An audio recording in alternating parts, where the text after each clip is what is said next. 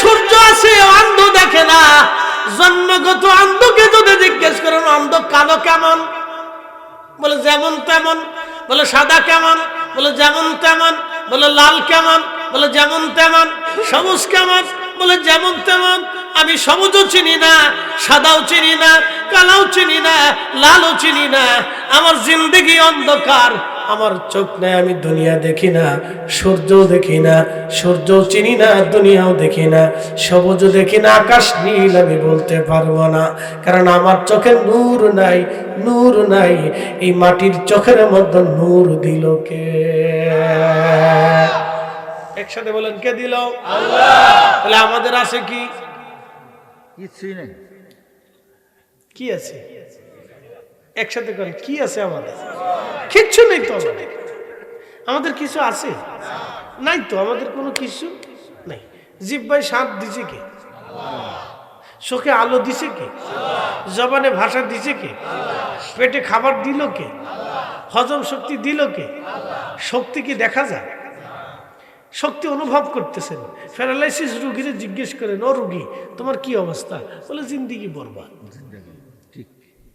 Brain stroke যে একবার করছে, জিজ্ঞেস করেন কেমন আছে? বলে জিন্দেগি বরবাদ। হার্টের অপারেশন যে একবার করছে, জিজ্ঞেস করেন কেমন আছে? বলে জিন্দেগি বরবাদ।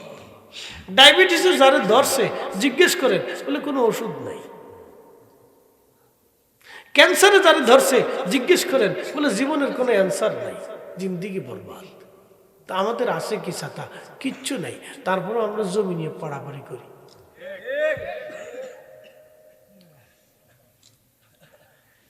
এরপরে অন্যের জমি দখল করে আল্লাহ কুবাইতে কুবাইতে লালির জান শেষ। ঠিক আছে না ভাই? এরপর গাছ একটা নিজের জমিতে লাগাইয়া সুন্দর করে কাজ করে আরেকজনের জমিতে ঢুকাই দিচ্ছে। গাছ এমনি গেছে। চিন্তা করে কি জাতি আমরা। এ মুসলমান হাজির, খুব ভালো করে শুনে যাবেন। হযরত ঈসা রুহুল্লাহ বলেন, আল্লাহর বান্দা 400 বছর ধরে তুমি পাথরের ভিতরে আল্লাহর জিকির করো, তোমার আল্লাহ এই পাথরের ভিতরে খাবার খাওয়ায়। বলেন তো আমার রব মায়ের রেহেমের মধ্যে যখন আমাদেরকে পাঠাইলেন, সুম্মা জাআলা নাসলাহু মিন সুলালাতিন মিন মাইন মাহিন, আমার রব বলেন, ও বান্দা তোমার বংশ দ্বারা তোমার নসল আমি সৃষ্টি করলাম, তোমাদের শরীর থেকে নির্গত নির্যাস এক বিশেষ পানি। আল্লাহর নবী হাতের মধ্যে থুতু নিক্ষেপ করলেন। সাহাবীদেরকে বলেন, সাহাবীরা দেখো তো এটা কেমন দেখা যায়? বলি, ইয়া রাসূলুল্লাহ আপনার মুখের পবিত্র লালা। বলে নবী বললেন, এইরকম পানি থেকে আল্লাহ তোমাদেরকে বানাইছে, বলো তোমাদের জীবনে আছে কি? বলে কিচ্ছু নাই। এই সামান্য পানি থেকে দুর্গন্ধজনিত পানি, শরীর থেকে নির্গত নির্যাস এক পানি থেকে আল্লাহ আমাদেরকে বানাইলেন, বডি বানাইলেন। এই বডি নিয়ে কত অহংকার, শক্তির গর্ব, ক্ষমতার অহংকার, টাকার অহংকার, বিদ্যার অহংকার। একবার যদি বিদ্যা বলা হয়ে বড় অফিসার হয়ে যায়, তাহলে গ্রামের মানুষ চিনে না। আর আঙ্গুল ফুলে যদি কলা গাছ হয়, আঙ্গুল ফুলে কলা গাছ মনে হয় চিনেন না। আগে ছিল মিসকিন, আদা আদা ভিক্ষা করে খাইতো। এখন কিছু বিদেশ টিদেশ যাইয়া ব্যবসা বাণিজ্য করে পয়সা আলা হইয়া এখন আর গ্রামের কাউরে চিনে না।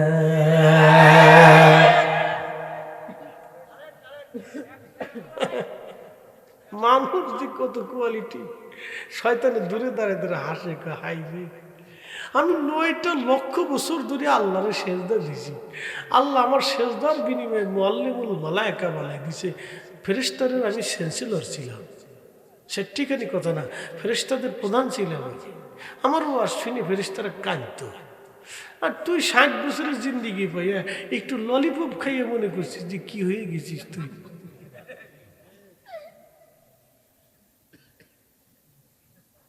চিন্তা করে মাঝে মধ্যে গেলে আসে আর দুনিয়া দম ফরাইলে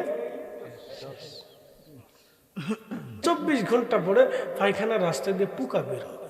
গন্ধ ছড়িয়ে যাবে, মানুষ কাছে রাখবে না।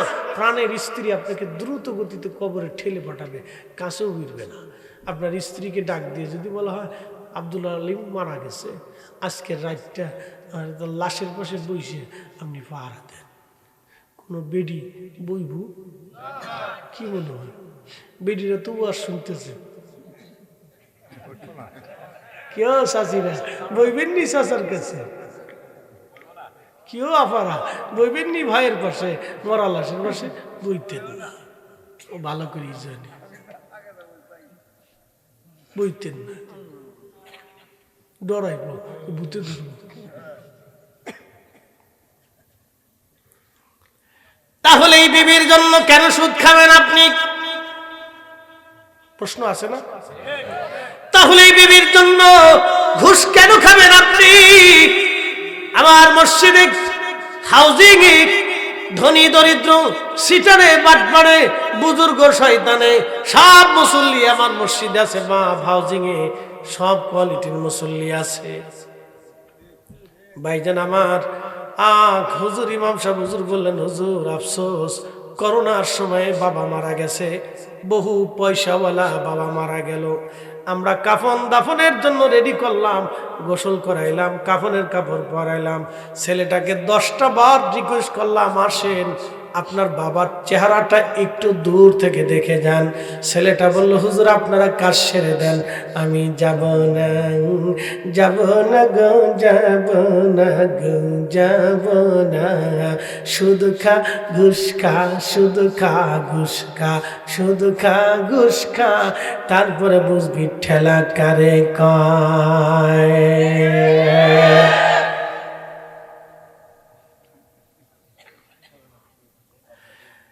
ইমাম সাহেব হুজুর ডাক দেব, হুজুর বড় আফসোস, আফসোস, অনেক বড় আফসোস, ছেলেটাকে 10 বার রিকোয়েস্ট করার পর আসলো না, একটা বার বাবার চেহারাটাও দেখলো না। করোনা বাংলাদেশে আসতে চাইছিল, একটু কোনাকাঞ্চি দিয়ে ফুসি টুসি দিয়া, একটু ধাক্কা টাক্কা দিয়ে দরজার ভিতরে টুকা টাকি দিয়ে চলে গেছে। যদি একবার করোনা বাংলাদেশে ধরেই বসতো, তাহলে মিনিমাম দেশের 50 লক্ষ মানুষ মারা যেত। কিন্তু কোন আল্লাহর অলির মনে হয় দোয়া আছে, কোন কোনায় বসে যেন আল্লাহর অলি আল্লাহর দরবারে কেঁদেছে, আল্লাহ এরা গরিব মানুষ, তুমি এত বড় বিপদ দিও না, বহু সন্তান এতিম হয়ে যাবে, বহু সন্তান এতিম হয়ে যাবে, আল্লাহ বহু সন্তান পথহারা হয়ে যাবে, বহু মার কলিজা খালি হয়ে যাবে, আল্লাহ তুমি দিও না, এরা গরিব, এরা অভাবী, এদের টাকা চুরি করে করে রাষ্ট্রের অধিপতিরা মাইরে মেরে খায়, এরা কিছুই বুঝে না, আল্লাহ এরা অবুঝ, আল্লাহ এরা অবুঝ, এরা 500 টাকা দিলে ভোট অন্যদিকে মেরে দেয়, এখানে 1 প্যাকেট বিরিয়ানি ধরাই দিলে মিথ্যা সাক্ষী দেয়।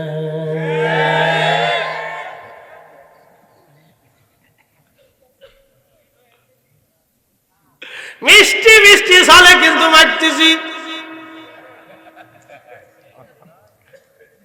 ঠান্ডা মাথায় দিচ্ছি, আমি গরম মাথায় মারি না, আমি ঠান্ডা ঠান্ডায় মারি, আমি আস্তে আস্তে মারি, আমি বেলেট দিয়ে ফারি, আমি দাও দিয়ে ফারি না, কারণ দাও দিয়ে ফারলে ব্যথা পাওয়া যায়, বেলেট দিয়ে ফারলে প্রথমে ব্যথা পাওয়া যায় না, পরে কিন্তু ফুটতে থাকে। শোনে যাবেন ওয়াজ, বাড়ি নিয়ে যাবেন, মা বোনেরা ভালো করে ওয়াজ বাড়ি নিয়ে যান। আমরা এমন এক হতভাগা জাতি, আমাদের মাথার উপরে যারা আছে তারা দুর্নীতি করে, কি কথা কন না কেন, ঠিক কিনা? আল্লাহ কোন ওলি কোনায় বসে বসে দোয়া করছে, আল্লাহ আপনি করোনা দিয়েন না, তারপরে এ জাতি সোজা হওয়া না হওয়ার কারণে আমার আল্লাহ গত জুমার আগের জুমায় আবার আল্লাহ জমিনটারে লারা সারা দিয়ে কয়, এই জমিনের মালিক কিন্তু আমি আল্লাহ। কথা বল না কেন? তারপরে এদেশের বালি চোর কমে নাই, আস্তে কনকে জোরে বলেন, এদেশের বালি চোর মাটি চোর কমে নাই, ওরা বালি চুরি করে মাটি চুরি করে বিক্রি করে খায়।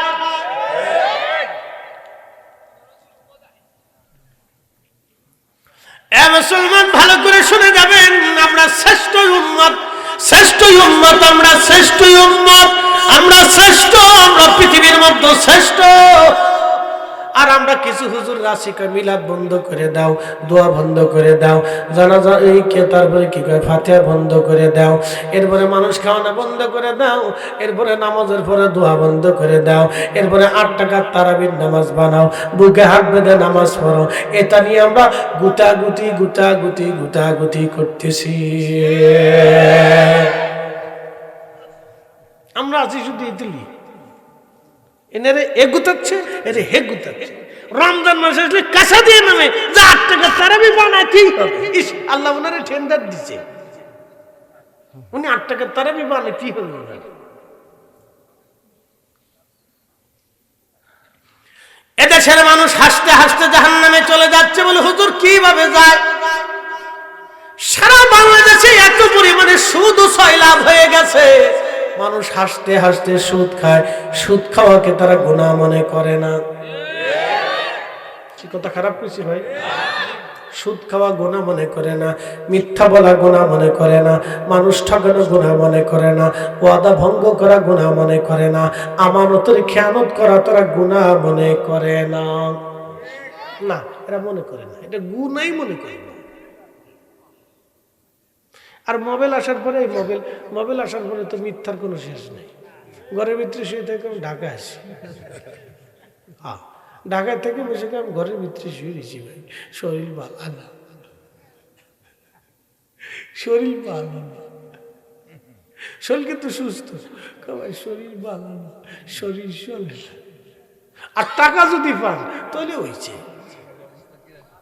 টাকা যদি পান তাহলে যে তার জীবনে কত দুঃখ আছে, বাজার হয় না, সদাই হয় না, বউ মরে যায়, ফুলা মরে যায়, মায়ে মরে যেতেছে, ও নিজে মরে যাচ্ছে, টাকা দিত না আপনারে। আর যদি একবার দোকানে বাকি খায় তাহলে আর 6 মাসের দোকানের সামনে দিয়ে আনে না।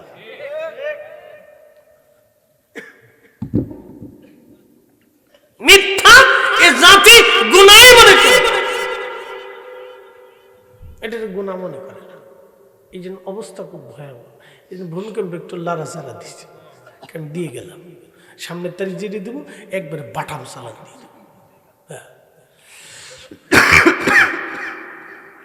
ভূতত্ত্ববিদরা বলছে 14 কোটি মানুষ ভূমিকম্পের আওতার ভিতরে থাকবে, 1 কোটি মানুষ মারা যাবে, শুধু 50 লক্ষ মরবে ঢাকার শহরে। ও শহরে কেউ ঢুকতে পারবে না, বের হইতে পারবে না, কোনো রাস্তা নাই। যেমন মাইনকেসিবার কোনা কাঞ্চি দিয়ে বিল্ডিং, ওরে বাপরে বাপ, কত বিল্ডিং আর কত মানুষ, মানুষে গুতাগুতি লাগে, ধাক্কা ধাক্কি লাগে, হাঁটতে পারে না, এত মানুষ। ভাই আমার খুব ভালো করে শুনে যাবেন, আমি আমার মূল আলোচনার দিকে ফিরে যাব। এই কথাগুলি না বললে আপনি তো বুঝবেন না, ভালো করে শোনাই দিয়ে যাই, কথা অত্যন্ত জরুরি। আল্লাহর বান্দাকে হযরত ঈসা রুহুল্লাহ বললেন, ও আল্লাহর বান্দা, তুমি 400 বছর ধরে এই পাথরের ভিতরে আল্লাহ জিকির করো, আল্লাহ আঙ্গুর খেয়ে তোমার এখানে জীবিত রাখছে, তোমার জীবনে তো কোনো গুনাহ নাই। বলে, না হুজুর, জীবনে কোনোদিন গুনাহ করি নাই, আমার জীবনে গুনাহ বলে শব্দ নাই, শুধু নেকি আর নেকি, নেকি আর নেকি। হযরত ঈসা রুহুল্লাহ সিজদার মধ্যে পড়ে ডাক দেখে, রাব্বি, এর চেয়ে তো দামি মানুষকে দুনিয়াতে আর আসেনি। আল্লাহ ডাক দেখে, হা ঈসা, এর চেয়ে তো দামি মানুষ আমি দুনিয়াতে পাঠাবো। আরো জোরে বলে, আল্লাহ তারা কারা? বলে, আমার আখিরি নবীর উম্মত, রাহমাতুল লিল আলামিন নবীর উম্মত। আমরা চিৎকার করে একটা জবান বন্ধ থাকবে না, বলেন আল্লাহু আকবার। বাপরে বাপ, এটা তো গলা না, এটা তো মাইক। মুয়াজ্জিন নি আপনি, আজান দেননি? আরে মাশাআল্লাহ। কখনো তোমাকে যদি ভুলি, হেদায়েতের আলো জেনে নিও কাছে তুলি। কখনো তোমাকে যদি ভুলি, হেদায়েতের আলো জেনে নিও কাছে তুলি। ঠাই দিও প্রিয়তম ওগো মহিয়ান, তুমি রহমান, তুমি মেহেরবান। অন্ধ গাহে না শুধু তোমারি গুণগান, বুঝে বুঝে না তবু শান। তুমি রহমান, তুমি মেহেরবান। সিরাজগঞ্জবাসী হযরত ঈসা রুহুল্লাহ ডাক দেখে, রাব্বি এত মর্যাদা কেন হবে? আল্লাহ ডাক দিলেন, ঈসা রে, আমি আমার আখিরি নবীর উম্মতের মধ্যে কিছু কিছু রাত দিব, কিছু কিছু রাত হবে, তার ভিতরে একটা লাইলাতুল কদর, লাইলাতুল বরাত, ঈদের রাত, দুই ঈদের রাত, জুমার রাত। আমি আমার আখিরি নবীর উম্মতের মধ্যে কিছু কিছু রাত দিব। একটা আল্লাহ লাইলাতুল নিসফি মিন শাবান, শাবানের 14 তারিখ দিন যায় রাত। ইশারে আমি ওই রাত্রিবেলা দিব। আমার এই বান্দা 400 বছর ধরে যত নেকি করেছে, আমার আখিরি নবীর উম্মতরা ওই একটা রাত্র ইবাদত করলে আমি আল্লাহ এর থেকেও বেশি পরিমাণ নেকি আমার বান্দাদের আমলনামায় লিখে দেব। শ্রেষ্ঠ নবী দিলাম রে, ঠিক কিনা? শ্রেষ্ঠ নবী দিলাম রে, তরিয়ে নিতে রোজ হাসরে, পথ না ভুলি তাই তো দিলে পাক কুরআনের বাণী। খুদা তোমার মেহেরবানি, সুন্দর ফুল সুন্দর ফল, মিঠা নদীর পানি, খুদা তোমার মেহেরবানি। সিরাজগঞ্জবাসী প্রিয় নবী ডাকতে বলতেছে, সাহাবীরা রে, ঈসা রুহুল্লাহ সিজদার মধ্যে পড়ে বলে, রাব্বি আমারে তাহলে ওই নবীর উম্মত বানায়া দাও আল্লাহ, আমার ওই নবীর উম্মত বানায়া দাও, ওই নবীর উম্মত আমারে বানায়া দাও। আল্লাহ ডাক দিলেন, ঈসা তোমার দোয়া কবুল করে নিলাম। এই জন্য নবীজি বলতেন, আমার উম্মতেরা রে, আমি ও দা ইব্রাহিম ও খলিলুল্লাহ ও বাশারাতু ঈসা রুহুল্লাহ, আমি ইব্রাহিমের দোয়া এবং ঈসা নবীর সুসংবাদ। ঈসা রুহুল্লাহ এমন কোনো ওয়াজ নাই যে ওয়াজে আমার নবীর সুসংবাদ না দিতেন, আমার নবীর মর্যাদার ওয়াজ না করতেন। তিনি ওয়াজ করার পরে তার উম্মতকে জানাইতেন, আমার পরেই একজন নবী আসবে, তার এত এত এত এত মর্যাদা, তোমরা যদি পাও তাহলে ওই নবীর উপরে তোমরা ঈমান আনবা। ইব্রাহিম খলিলুল্লাহ কাবা শরীফ নির্মাণ করার পরে দোয়া করলেন, আল্লাহ আপনি দয়া করে আমার নসলে, আমার বংশে আপনি আখিরি নবী পাঠাবেন। আল্লাহ আল্লাহ আপনি আমার নসলে, আমার বংশে আখিরি নবী পাঠাবেন। এই জন্য ইব্রাহিম খলিলুল্লাহর দুইজন বিবি ছিল। একজন বিবির নাম আম্মা জান হজরতে সারা, আরেকজন বিবির নাম আম্মা জান হজরতে হাজেরা আলাইহিমুস সালাম। দুইজন বিবি আমাদের দুইজন আম্মা জান ছিলেন। দুই আম্মা জানের গর্ভে দুইজন সন্তান আল্লাহ দিলেন। হযরত হাজেরার গর্ভে আল্লাহ ইসমাইল আলাইহিস সালামকে দিলেন, আর হযরতে সারার গর্ভে আল্লাহ হযরত ইসহাক আলাইহিস সালাতু সালামকে দিলেন। হযরত ইসহাকের সন্তান হযরত ইয়াকুব, হযরত ইয়াকুবের সন্তান হযরত ইউসুফ। হযরত ইয়াকুব আলাইহিস সালামের আরেক নাম ছিল ইসরাইল। এই জন্য ওনার বংশধরদেরকে বনি ইসরাইল বলা হতো। এই বনি ইসরাইলের ভিতরে আল্লাহ 70,000 নবী পাঠালেন। এই বনি ইসরাইলের ভিতরে আল্লাহ 70,000 নবী পাঠালেন। বর্তমান বাইতুল আকসা মসজিদ হযরত ইয়াকুব আলাইহিস সালাম নির্মাণ করেছিলেন। এই জন্য ইহুদিরা বলে এই মসজিদ আমাদের, এই মসজিদ আমাদের। আর ওই মসজিদে হযরত ঈসা রুহুল্লাহ জন্ম নিয়েছিলেন। এই জন্য খ্রিস্টানরা বলে এই মসজিদ আমাদের। আর ওই মসজিদে আমার নবীজি সব নবীদের উপস্থিতিতে মেরাজের রাতে 2 রাকাত নামাজ পড়াই আল্লাহ ইমামুল মুরসালিন বানিয়েছিলেন।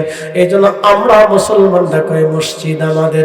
এই জন্য 3 গ্রুপের লড়াই মসজিদ নিয়ে কিয়ামত পর্যন্ত এই লড়াই চলতে থাকবে, চলতে থাকবে, চলতে থাকবে। ওই বাইতুল আকসার জন্য যারা লড়াই করবে তারা ইমাম মাহদীর সৈনিক। কিয়ামত পর্যন্ত লড়াই চলতে থাকবে।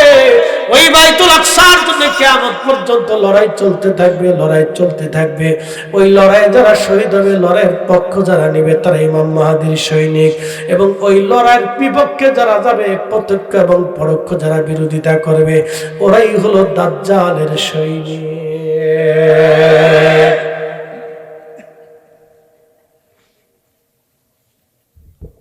এগুলো জানার দরকার আছে। ছেলেরা তো খালি মোবাইল চিপে, ছাতা বুঝেও না কিছু, শিখেও না কিছু, না কি পড়ে না পড়ে আল্লাহ জানে। এখন তো ইতিহাস পড়ে টরে না ছেলেরা, মেয়েরা এখন ফেসবুক টিপে, কি ক্লাস করে না করে, কি পড়ে না পড়ে। আর বাংলাদেশের পৃথিবীর কোনো ভার্সিটিতে, পৃথিবীর উন্নত বিশ্বগুলির কোনো বিশ্ববিদ্যালয়ে ভাই রাজনীতি নেই, শুধু বাংলাদেশের ভিতরে গুতাগুতি, বিরাট বড় রাজনীতি। বাপ, পৃথিবীর কোনো ইউনিভার্সিটিতে রাজনীতি নেই।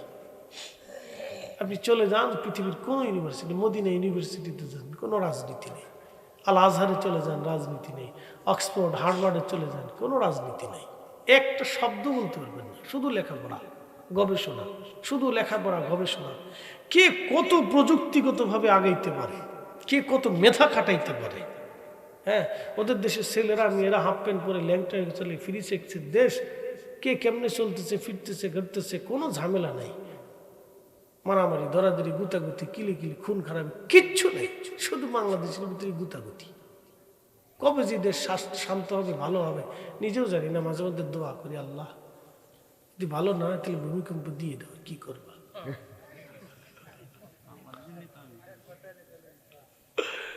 দিব দিব, ভূতত্ত্ববিদরা বলছে ভূমিকম্প আসবে, ধাক্কা একটা চরম ভাবে দিবে। 1757 একটা ভূমিকম্প হয়েছিল বাংলাদেশে। ভালো করে শুনে যাবেন, কত দামি উম্মত আমরা। ঈসা রুহুল্লাহ কয়, আল্লাহ আমার ওই নবীর উম্মত বানান। ইব্রাহিম খলিলুল্লাহ কয়, আমার তো উম্মত বানাবেন না, কিন্তু আমার নসলে আখিরি নবী পাঠিয়ে দেন। যারা দুরূদ ইব্রাহিম কে সিল্লাফাল্লাহ করেন, তারা শুনে নেন, ভালো করে জেনে নেন। এই দুরূদ ইব্রাহিম আল্লাহর নবী শিখাই দিয়ে গেছে। কেন শিখাইছে জানেননি? হযরত ঈসা হযরত ইব্রাহিম খলিলুল্লাহ দোয়া করতেন, আল্লাহ আমার নসলে আখিরি নবী পাঠাবেন।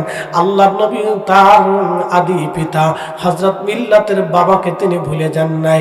এজন্য নবীজি নিজের দুরূদের সাথে নিজের নামের পরে সাইয়েদনা ইব্রাহিমের নাম বসাই দিয়ে বলে গেলেন, আমার বাবা ইব্রাহিমের জন্য তোমরা দোয়া করো, কারণ তিনি আমার তার নসলে থাকার জন্য দোয়া করতেন। এই জন্য তার নামটা দুরুদে লাগাই দাও। এই জন্য প্রত্যেক নামাজের তাশাহুদে দুরুদে ইব্রাহিম লাগাই দেয়া হলো। সাহাবীরা বলল, নাহনু সাল্লাইনা ফি সালাতিনা ইয়া রাসূলুল্লাহ, নবীজি আমরা কিভাবে নামাজের ভিতরে দুরুদ পড়ব আপনি আমাদেরকে শিখায় দেন। তখন নবীজি দুরুদ ইব্রাহিম শিখাইলেন যে তোমরা নামাজের ভিতরে এই দুরুদ শরীফ পড়বা। আল্লাহু আকবার। এই জন্য ওই দুরুদ নবীজি নামাজের ভিতরে শিখেছে, এটা নামাজের ভিতরে কইল।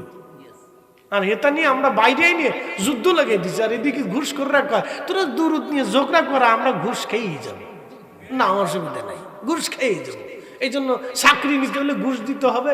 ওই হসপিটালে গেলেও ওই বুয়ারেও কয়টা টাকা না দিলে ও ঠিক মতো পরিষ্কার টরিষ্কার করে না, ওই ঠিক মতো লাইন টাইন দেখে না, কয়টা টাকা দেন ওই সিট সিস্টেম করে দেবেন। শতান কোথাকার, এই দেশে বাস করবো কেমনে মাঝে মধ্যে চিন্তা করি, গাছ লিখে উঠে।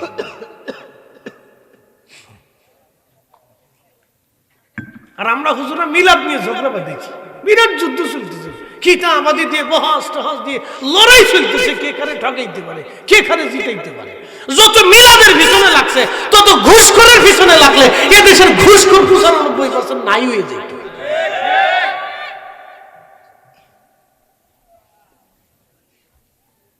এদেশের হাজার হাজার তরুণদের চাকরি হয়ে যেত বিনা টাকা, এমনিতে চাকরি হয়ে যেত।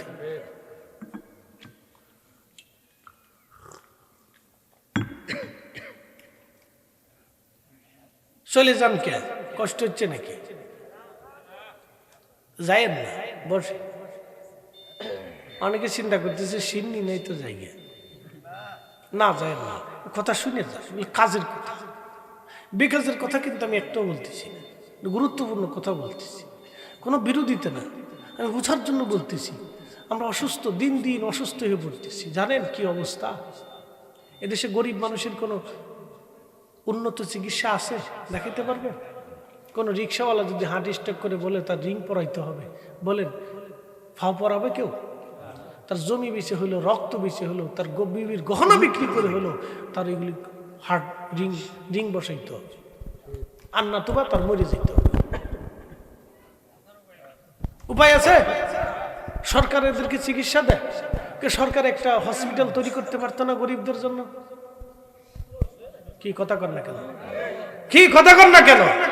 দুই একটা যে আশেপাশে কোন কাঞ্চি দিয়ে আসে, তাও ওষুধ ঠিক মতো দেয় না।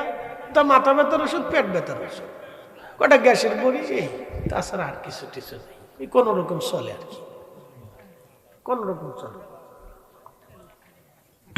তাও এগুলি বিচ্ছে টিচ্ছে কি সিস্টেম, বাপরে বাপ। মুসলমান ভালো করে শুনে যাবেন, আমাকে একটা বিষয়ের উপর আলোচনা করতে অনুরোধ করেছে, আমি সেই বিষয়ের দিকে চলে যাব, ভালো করে শুনে যান। সাইয়েদনা ইব্রাহিম আলাইহিস সালামের দোয়া, আল্লাহর নবী দোয়া করেছেন, প্রিয় নবীজি দোয়া করেছেন, ইব্রাহিম খলিলুল্লাহ আলাইহিস সালাতু ওয়াস সালাম দোয়া করেছেন, তার দোয়া নবী ইজ্জত রক্ষা করেছেন। এই জন্য ইব্রাহিম আলাইহিস সালামের নাম দুরূদ ইব্রাহিমী দিয়ে গেছেন। যদি হযরত আল্লাহর নবী এই নাম মোবারক দুরূদের ভিতরে না লাগাইতেন, পৃথিবীর কোন মায়ের বেটা ছিল না দুরূদের ভিতরে ইব্রাহিম আলাইহিস সালামের নাম লিখে দেয়। প্রিয় উপস্থিতি, খুব ভালো করে শুনে যাবেন ভাই আমার। অনেক লম্বা ওয়াজ, নীতি দীর্ঘ আলোচনা, একেবারে লম্বা করেও কষ্ট দেব না, আবার কম করেও কষ্ট দেব না, ভালো করে শুনে যান। ভূমিকম্প আসবে, আকাশ থেকে পাথর নিক্ষিপ্ত হবে, দুর্ভিক্ষ আসবে, মহামারী আসবে, নানান রোগে রোগে রোগে রোগে জাতি জর্জরিত হয়ে যাবে, অভাব অনটন আসবে, গৃহযুদ্ধ বাঁধবে, নানান সমস্যা আসবে। যদি উম্মত কতগুলি কাজ করে, সেই কাজের ভিতরে একটা গরিবের হক যদি মেরে মেরে খায়, রাষ্ট্রের হক যদি মেরে মেরে খায়, আর অভাবী এই যে আপনার ন্যায় বিচার অন্যায় বিচার যদি বেড়ে যায়, মিথ্যা যদি বেড়ে যায়, পিতামাতার খেদমত যদি বান্দা না করে, তাহলে একটার পর একটা বালা আকাশ থেকে জমিনে পড়তে থাকবে পড়তে থাকবে। এই বালা কখনো শেষ হবে না। আমাদের এখনই সময় তওবা করা লাগবে। তওবা যদি না করেন, তাহলে আমাদের ভাগ্যের আকাশে সূর্য উদয় হবে না। যদি এ জাতি তওবা না করে, তাহলে ভাগ্যের আকাশে সূর্য উদয় হবে না, সূর্য উদয় হবে না, ভাগ্যের আকাশে সূর্য আসবে না। যদি এ জাতি এখনই তওবা না করে, তওবা না করে ভালো না হয়, পৃথিবীর বহু জাতিরা একসাথে বসে তারা দেশ গঠন করে, যে আমরা একসাথে বসলাম, বসে আমরা সুন্দর করে দেশ চালাই, সংসার চালাই, শুধু আমরাই একমাত্র বিচ্ছিন্ন থাকি, আমরা একত্রিত হই না, বসি না, সিদ্ধান্ত নিতে পারি না। আল্লাহ আমাদেরকে এই দেশের উপরে রহমত নাজিল করুক, জোরে বলেন আমিন। কোটি কোটি লক্ষ লক্ষ লক্ষ লক্ষ ওলিরা এই মাটির নিচে ঘুমিয়ে আছে, তাদের দোয়ার কারণে হয়তো টিকে আছি আমরা। কি কথা কর না কেন, ঠিক কিনা? তাদের দোয়ার কারণে টিকে আছি, নতুবা থাকার কথা না, নতুবা থাকার কথা না, থাকার কথা না ভাই আমার। তাহলে আমরা আমার নবী হযরত ইব্রাহিমের দোয়া, হযরত ঈসা নবীর সুসংবাদ, কত মূল্য, কত মর্যাদা আল্লাহ এই উম্মতকে দিয়েছেন। এত মর্যাদা, এত সম্মান আল্লাহ আমাদেরকে দিয়ে দিলেন, কিন্তু আমরা আমাদের সম্মান, আমরা মর্যাদা বুঝি না। একটু চিন্তা করেন, ডানে বামে খাবার যদি হারাম হালাল আসে, তারপর আমরা বাছাঘোষা করি না। কিন্তু সেই দিন নবীর সাহাবীরা না খেয়ে থাকতেন, ক্ষুধার্ত থাকতেন, তারপরও তারা কখনো হারাম খেতেন না। এমনও গেছে, নবীর সাহাবী হযরত আবু হুরায়রা রাদিয়াল্লাহু তাআলা আনহু বলতেছিলেন, দুনিয়ার মানুষ ক্ষুধার যন্ত্রণায় পেটের মধ্যে পাথর চাপা দিয়ে আমি মসজিদে নববীর বারান্দায় উপুর হয়ে পড়ে থাকতাম। মানুষ মনে করতাম আমার মৃগীর ব্যারাম হয়েছে, আমি ওইভাবে একেবারে অজ্ঞান হয়ে পড়ে থাকতাম। মানুষ আমার উপর দিয়ে ডেঙ্গায় ডেঙ্গায় চলে যাইত। ক্ষুধার যন্ত্রণা সহ্য করতে না পারি মসজিদে নববীর বারান্দার মধ্যে পাথর চাপা দিয়ে উপুর হয়ে পড়ে থাকতাম আমি। আপনি বুঝেন সেই দিন কত বড় অভাব ছিল। এখন তো এদেশের মানুষ ভিক্ষা করে খাইলেও দুই বেলা খাবার খেতে পারে, ঠিক আছে না? যদি ভিক্ষা করেও খায় তাহলে দুই বেলা খাবার জোটে। আর রসুলের দরবারের মুহাদ্দিস সাহাবী আল্লাহ আকবার। 5000-এর মতো হাদিস উনি নিজে একা বর্ণনা করছেন। এই উম্মতকে তিনি হাদিস শিখিয়ে দিয়েছেন। এক হিসেবে মুহাদ্দিসুদ দুনিয়া, দুনিয়ার সমস্ত মুহাদ্দিসদের লিডার তিনি। সাহাবী রাসূল আবু হুরায়রা রাদিয়াল্লাহু আনহু খোদার তাড়নায় পেটের মধ্যে পাথর চাপা দিয়ে রাখছে। হযরত সুমাইয়া রাদিয়াল্লাহু আনহা কালেমা পড়ার কারণে আবু জাহেল তারে ধরে নিয়ে গেল। এ নারী সমাজ ভালো করে শুনে যান, এ নারী সমাজ ভালো করে শুনে যান। হযরত সুমাইয়া রাদিয়াল্লাহু আনহা কালেমা পড়ার কারণে আবু জাহেলের দলেরা থেকে ধরে নিয়ে গেল। তিনি কৃতদাসী ছিলেন, সুমাইয়া রাদিয়াল্লাহু আনহার দাসী ছিলেন। আহা, বড় দরিদ্র অভাবী ছিল, বড় গরিব থাকার কারণে সমাজে তার কোনো মূল্য ছিল না। হযরত সুমাইয়াকে ধরে নিয়ে যাওয়া হলো। হাত পা গুলি বেঁধে আবু জেহেল একটা বর্শা হাতে নিয়ে হযরত সুমাইয়ার গুপ্তাঙ্গে বর্শা দিয়ে খুঁচি খুঁচি নির্মমভাবে পৈশাচিকভাবে তাকে শহীদ করা হয়েছিল। আহা, পৃথিবীর মানুষ সেই দিন নীরব হয়ে দাঁড়িয়ে দাঁড়িয়ে দেখেছিল। সেই দিন কেউ প্রতিবাদ করে নাই। হযরত সুমাইয়া চিৎকার মেরে চলে, ইয়া রব, রব্বানা লা তুযিগ কুলুবানা বা'দা ইয হাদাইতানা। আল্লাহ গো, হেদায়েত দেওয়ার পরে গোমরা বানাইয়া দিও না। আল্লাহ আমারে ঈমান দিছ, ধৈর্য ধরার তৌফিক দাও, আর আমাকে শহীদ করে দিচ্ছে। আল্লাহ, কঠিন এই অত্যাচার আপনি বুঝেন, কত নির্মম, কত নির্মম। একজন নারীর জন্য কত ভয়াবহ সময় ছিল। ওইভাবে থেকে খুঁচিয়ে খুঁচিয়ে নির্মম ভাবে আঘাতে আঘাতে জর্জরিত করে হযরত সুমাইয়াকে শহীদ করা হয়েছিল। হযরত সুমাইয়া জীবন দিয়েছিলেন, ঈমান দেন নাই। নারীরা রে, আজকে শ্বশুরের পাতে দুইটা ভাত বাড়তে তোমার কষ্ট হয়, আজকে শাশুড়ির পাতে দুইটা ভাত বাড়তে তোমার কষ্ট হয়ে যায়, আজকে স্বামীর সাথে সুন্দর ব্যবহার করতে তোমার কষ্ট হয়ে যায়, স্বামীর আমানত রক্ষা করতে তোমার কষ্ট হয়ে যায়। বোন আমার, সেই দিন ঈমানের জন্য একজন নারী নিজের জীবনকে এইভাবে শাহাদাতের পেয়ালায় বিলিয়ে দিয়েছিলেন। তারপরও ঈমান ছেড়ে দেন নাই, ঈমান ছেড়ে দেন নাই। আমার দেশের কত সুমাইয়া সন্তান রেখে অন্য পুরুষের সাথে পালায়া চলে যায়। কি কথা কন না কেন, ঠিক কিনা? আমার দেশের কত সুমাইয়া নারী সন্তান রেখে অন্য পুরুষের সাথে হারিয়ে পালিয়ে চলে যায়। মা সমাজ, এ নারী সমাজ, আপনারা শুনে যান, যদি নারী হন তো সুমাইয়ার মতো নারী হয়ে যান। রাতের আধারে রাবেয়া বস্তির তাঁবুর ভিতরে বাতি জ্বলতেছে।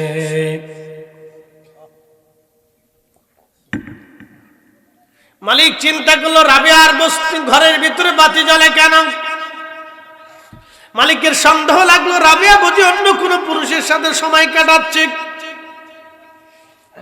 ধীরে ধীরে ধীরে ধীরে ঘর থেকে বের হয়ে রাবেয়ার তাঁবুর কাছে গেলেন। তিনি তাঁবুর ফাঁকা দিয়ে ভিতরে তাকায় দেখে রাবেয়া সেজদার মধ্যে পড়ে আসার বলে, রাব্বি, আমার দুনিয়ার গোলামের অধীন বানাই দিস, দুনিয়ার মালিকের গোলাম তুমি বানাই দিস। আল্লাহ, আমি তো গোলাম হয়ে আছি, সারাটা দিন দুনিয়ার মালিকের কাজ করা লাগে। আল্লাহ, তোমার কাজ করার সময় পাই না। রব্বুল আলামিন, রাত্রিবেলা সময় পাইছি, তোমার সেজদা দিলাম। আল্লাহ গো, তুমি বেজার হইও না। আল্লাহ, তুমি বেজার হইও না। রাবেয়ার উপরে তুমি রাগ কইরো না গো আল্লাহ। আর আমাদের দেশে বহু নারী আছে 6 মাসে ওযু করে না, 6 মাসে ওযু করে না। ফুচকার দোকানে কি পরিমাণে ফুচকা বিক্রি হয়, মাহফিল হলে মার্কেটে বেডারাও হাটে বেডিরাও হাটে সমান তালে। কি কথা কন না কেন? সমান তালে কিনতেছে লটপটি আর চটপটি, বাদাম আর চানাচুর। বেডিরা চিন্তা করে, বেডারা যদি মার্কেট করতে পারে তা আমি যাব না কেন? সমান অধিকার, এই জন্য মার্কেটে চলে আসলাম। অসুবিধা নাই, মার্কেট করতে থাকেন। রাবেয়া বস্তি রাতের আধারে সেজদার মধ্যে পড়ে, রাব্বি, দুনিয়ার মালিকের অধীন বানাই দিয়েছেন। আল্লাহ, তোমার ডাকার সময় পাই না, এখন সময় পাইছি। আল্লাহ, তুমি কিন্তু বেজার হইও না। এইভাবে সেজদায় পড়ে যখন রাবেয়া কান্দে, রাবেয়ার মালিক চিন্তা করে, হাই হাই, আমি কারে দিয়ে কাজ করাই। রাবেয়া তো সাধারণ ব্যক্তি না, সাধারণ নারী না। সকালবেলা মালিক ডাক ডাকে, রাবেয়া, তোমার কাজ করা লাগবে না, তোমার ছুটি। রাবেয়া কয় মালিক কাজ যদি না করি আমি কোথায় আশ্রয় নেব? আপনি তো আমার মালিক, আমি তো আপনার গোলাম। বলতেছেন আরে রাবেয়া তোমার কাজ লাগবে না, তোমাকে একবারে মুক্ত করে দিলাম। রাবেয়া কয় মালিক তাহলে আমি কোথায় যাব? বলে চিন্তা করা লাগবে না রে রাবেয়া, আমি জেনেছি রাত্রিবেলা তুমি এমন মালিকের কাজ করো, তিনিও আমারও মালিক তোমারও মালিক। রাবেয়া রে যা, আজকে থেকে আমার বাড়ি খাবি থাকবি ঘুমাবি, কিন্তু ওই মালিকের কাজ তুমি করবা। আল্লাহু আকবার। না না হয় না, আরো জোরে বলে। আর আমাদের ঢাকার শহরে বেডিরা কাজের বেডিরে ধরে ধরে মারে। কাজের মাইয়া গরিব মানুষ, আহা মাঝে মধ্যে খবরে আসে, আর কত যে খবরে আসে না ওদের তো হিসাব নেই, খুব মারে খুব মারে। পারছি আজ পর্যন্ত আমরা এই শিশুদের অধিকার ফিরাই দিতে পারছি? আচ্ছা বলেন তো, একটা ছোট্ট বাচ্চা বাড়িতে কেন কাজ করবে বলে? ওই মেয়েটা যদি আপনার মেয়ে হতো, আমার মেয়েটা হতো, বলেন কলিজার ভিতরে ব্যথা করতো না? একটা মেয়ে কি করে একজন বাড়ির মালিকের বাড়িতে কাজ করতেছে, 24টা ঘন্টা কাজ করে, 24টা ঘন্টা সে কাজ করে। এটা আন ওটা আন সেটা আন, রান্না কর, পানি আন, চান, এটা আন সেটা আন, কাপড় ধো, পরিষ্কার কর। আর পানিতে চুন খুশলেই তো মনে করেন যে বেডি তো এমন বেডির বেডি, উড়ে বাপরে বাপ, শয়তানও ওর কাছে ফির। ওর ব্যবহার শুনলে কুত্তাও দৌড়ায়। এই কথা কম না কেন জোরে বলে? ঢাকার শহরে এরকম কিছু বাড়িওয়ালা বেডি আছে, তার ব্যবহার এত নিকৃষ্ট, ওর ব্যবহার দেখলে কুত্তা পর্যন্ত দৌড়ায়। বাপরে বাপ, এই বেডি তো মারাত্মক বেডির বেডি, কুত্তা পর্যন্ত ডরায়। মানুষ সে তো করে নিকৃষ্ট কি করে হয়? কুত্তার সেই তো নিকৃষ্ট। কষ্ট হচ্ছে আপনাদের? চলবে?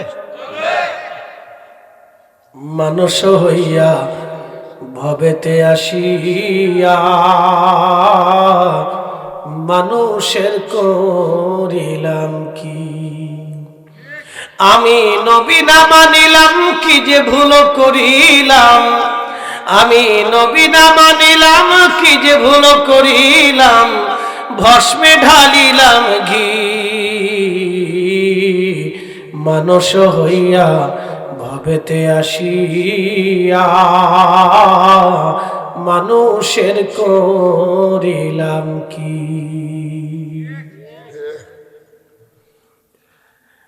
সিরাজগঞ্জবাসী মনোযোগ দিয়ে শুনে যাবেন, সাহাবী রাসূল হযরতে সুমাইয়া শহীদ।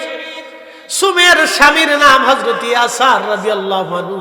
তার হাত পা বেঁধে নিয়ে আসলো আবু জাহেলের লোকেরা, দুই পায়ের মধ্যে রশি বাঁধলো, দুইটা উটের গলার মধ্যে রশি বেঁধে দিয়া দুইটা উট দুই দিকে তারা তাড়িয়ে দিল। উট দৌড়ায় দুই দিকে হযরত ইয়াসারের একবারে পায়ের মাঝখান থেকে ছিঁড়ে ছিঁড়ে ফেরে ফেরে ফেরে ফেরে হযরত ইয়াসার দুই ভাগে বিভক্ত হয়ে গেলেন। জীবন দিলেন, কালেমা দেন নাই, কালেমা দেন নাই, কালেমা দেন নাই। এই জন্য মুসলমান হলে শুধু পোশাকে মুসলমান হলে হবে না, নীতিতে মুসলমান হতে হবে। নীতিতে মুসলমান হতে হবে, শুধু পোশাকে হলে হবে না। আমি মালদ্বীপ গেছি মাহফিল করার জন্য, ডানে তাকাই দেখি জুব্বাওয়ালা নাই, বামে তাকিয়ে দেখি জুব্বাওয়ালা নাই, সামনে তাকায় দেখি জুব্বাওয়ালা নাই, পেছনে তাকায় দেখি জুব্বাওয়ালা নাই, শুধু আমি একাই জুব্বাওয়ালা। ওরা আমার দেখে তাকায় তাকায় থাকে, ভাবে এটা কোন আরাবিয়ান আমাদের দেশে আসছে। আমি তো একটু লম্বা চওড়া না, জুব্বা জাব্বি গায়ে দিয়ে ঘুরতেছি, তো মনে করছে কোন আরাবিয়ান আসছে। তো জুব্বা শুধু আমি ডানে, আমি বামে, আমি সামনে, আমি পিছনে, আমি ছাড়া জুব্বা নাই, আমি ছাড়া টুপিওয়ালা নাই, নামাজ পড়ে টুপি ছাড়া। 100% মুসলমানের মাথায় কোনো টুপি নাই, কিন্তু ওরা নীতিতে মুসলমান। বলে নীতি কি? চুরি করে না, ডাকাতি করে না, মিথ্যা বলে না, মানুষ ঠকায় না, অন্যের মাল হরণ করে না, অন্যের সম্পদ নিয়ে যায় না। ওরা লেখাপড়া করে, লেখাপড়া করে কাজ বাজ করে, চাকরি বাকরি করে। ওরা ঘুষ খায় না, অন্যায় করে না, ধর্ষণ করে না, অন্যের নারী নিয়ে ফালায় না। ওরা এই যে রাখবেন কাজ করে খায়, কাজ করে খায়। ওদের দেশে কত শান্তি, কোনো ঝামেলা নাই, কোনো ঝামেলা নাই, কোনো গন্ডগোল নাই, চুরি নাই, বাটপারি চিটারি নাই সিটারি নাই, খাবারে ভেজাল নাই, পানিতে ভেজাল নাই, মাছে ভেজাল নাই, ডালি ভেজাল নাই, চালি ভেজাল নাই, ফলে ভেজাল নাই, কোনো কিছুই ঝামেলা নাই। ওরা নীতিতে মুসলমান। কিসে মুসলমান? কথা কর না, জি জোরে বলো, জোরে জোরে। ওরা নীতিতে মুসলমান, ওরা সাদে মুসলমান না, ওরা নীতিতে মুসলমান। এখান থেকে একটা মেয়ে ছেলেকে যদি আপনি ছেড়ে দেন, 16 থেকে 20 বছর একটা সুন্দরী মেয়েকে যদি রাস্তায় ছেড়ে দেয়, বোরকা টোরকা পরেও ছেড়ে দেন, আর যদি বলেন বোন আমার তুমি ঢাকা শহর থেকে ঘুরে আসো, 100% মেয়েটা ঢাকা যায় একা একা ফিরে আসবে, বাংলাদেশে গ্যারান্টি। জোরে জোরে জোরে জোরে বলে আছে। তাহলে 85% মুসলমান বুঝে যান কিতা মুসলমান, আমরা কিতা মুসলমান হয়েছি আমরা। খালি মিলাদের পিছনে পড়ে রয়েছি, খালি এটার পিছনেই পারি, আর কিচ্ছু পারি না। দুয়ার পিছনে পড়ে রয়েছি, এটা বন্ধ করো।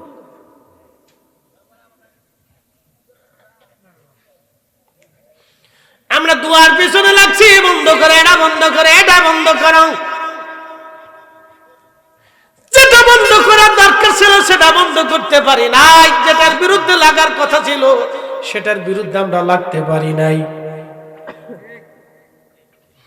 ভাই আমার উচিত কথাই মই বেজার, গরম ভাতে বিলাই বেজার, ডাল ভাতে কুটুম বেজার। ওয়াজ করলে কি লাভ, শুনলে কি লাভ, লাভ হবে তার আমলে, আমলেও লাভ হবে না নবী প্রেম না থাকলে দিলে, নবী প্রেম থাকলে দিলে লাভ হবে কম, আমলে সুপারিশ করবে নবী রোজ হাসরের ময়দানে। জ্ঞানী যারা বুঝে তারা শুধু ইশারায়, নাদানের বুঝাইতে পারে আছে কে কোথায়। জ্ঞানীর মতো জ্ঞানী হলে অল্প কথাই বুঝে, কচুর মতো কচু হলে অল্প জালে সিজে। লা ইলাহা, জোরে জোরে, লা ইলাহা,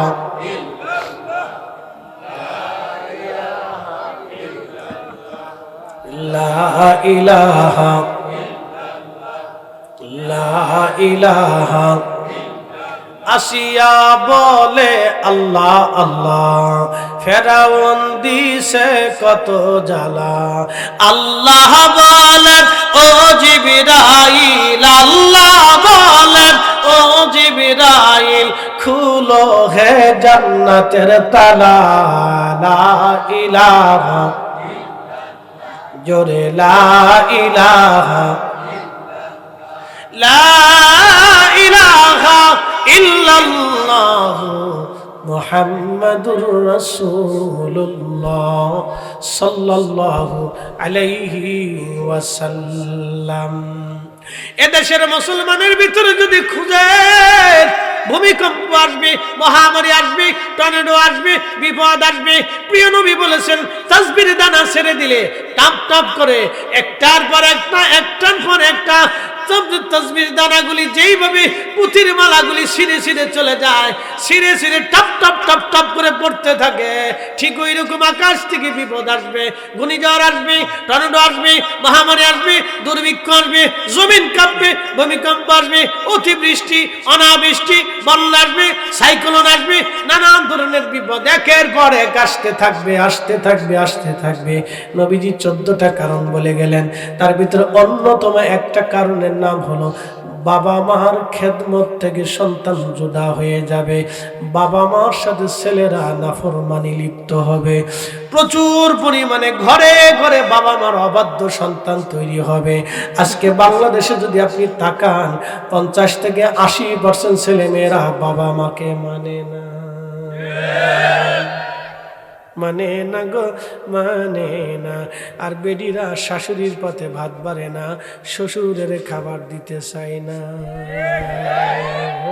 মিঠে মিঠে ওয়াজ করে গেলে হবে না, দাওয়াত দিলে দিবে, না দিলে না দিবে, ভাত রান্না করে খাওয়ালে খাওয়াবে, না খেলে না খাওয়াবে, সাতা প্রয়োজন বোধে নিজে রান্না করে খাবো, তারপরও বেডি করে ছাড় দেওয়া যাবে না।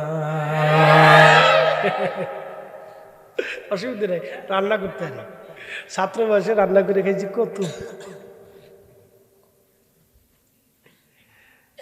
আমার এবার বাড়িওয়ালা কয়ে দিচ্ছে সাবধান, বেডিগের বিরুদ্ধে ওয়াজ করবে না, কিন্তু যদি আমি শুনি তাহলে কিন্তু রান্না বান্না হবে না।